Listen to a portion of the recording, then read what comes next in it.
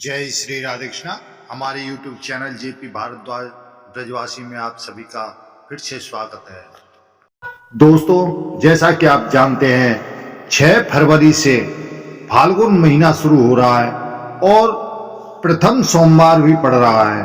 और फाल्गुन महीना भगवान शिव को बहुत ही प्रिय है, क्योंकि इस महीने में भगवान शिव और पार्वती की विवाह हुआ था।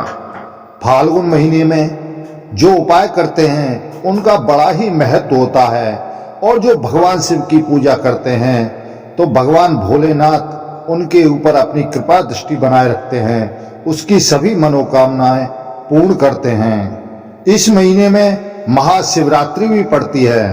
फाल्गुन महीने का यह पहला सोमवार बड़ा ही सोमवार पड़ रहा है। इस दिन जो व्यक्ति अपनी मनोकामना पूर्ति के लिए जो भी उपाय करते हैं उनकी मनोकामना भगवान भोलेनाथ अवश्य पूर्ण करते हैं। भगवान भोलेनाथ से जो भी मांगोगे वह अवश्य मिलेगा।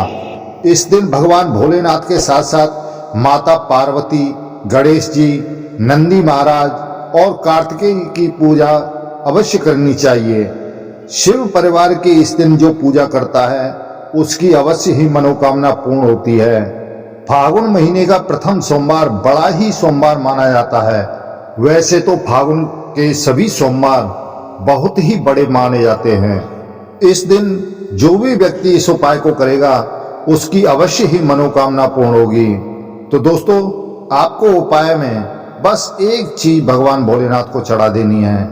फाल्गुन महीने में सोमवार के दिन भगवान भोलेनाथ का अभिषेक भी किया जाता है। यदि आप अभिषेक नहीं कर सकते या करवा सकते हैं तो आप इस उपाय को अवश्य करें, जिसके करने से आपकी सभी मनोकामनाएं अवश्य पूर्ण होंगी। तो दोस्तों, उपाय इस प्रकार है। किसी भी मंदिर में जाकर के आप सबसे पहले भगवान गणेश जी को जल अर्पित करें, उसके बाद कार्तिकेय जी को, फिर नंदी जी को, और फिर पार्वती जी को, और फिर शिव जी को जल अर्पित करें। पूजा उसी प्रकार करें जिस विधि से आप करते हैं, लेकिन ध्यान रहे भगवान शिव को रोली ना लगाएं। जल अर्पित करने के पश्चात माता पार्वती को सिंदूर चढ़ाएं और भगवान शिव को वहीं पर चंदन घिस करके त्रिकुंड का तिलक लगाएं, और थोड़े से अक्षत साबुत होने चाहिए 11 या 21 गिन करके भगवान शिव जी को अर्पित करें। फिर उसके पश्चात बेल पत्र के पत्ते पर चंदन से राम लिख करके अशोक सुंदरी वाली जगह पर उसे उल्टा रखें। बेल पत्र रखते हुए अपनी मनोकामना जिसके लिए आप कर रहे हैं वह अवश्य बोलें, क्योंकि जब तक आप अपनी मनोकामना नहीं बोलेंगे तब तक आपकी पूर्ण नहीं होगी। तो इसलिए मनोकामना बोलना अति आवश्यक है। फिर उसके पश्चात यदि आपके पास अबीर गुलाल है तो अबीर गुलाल लगाएं, और यदि नहीं है तो कोई बात नहीं। भगवान शिव को धतूरे का फूल या आक का फूल अवश्य चढ़ाना चाहिए, क्योंकि यह भगवान को बहुत ही प्रिय है। भांग मिल जाती है तो भांग भी चढ़ा सकते हैं, नहीं है तो कोई जरूरी नहीं है, लेकिन पुष्प और बेलपत्र चढ़ाना बहुत ही अनिवार्य है।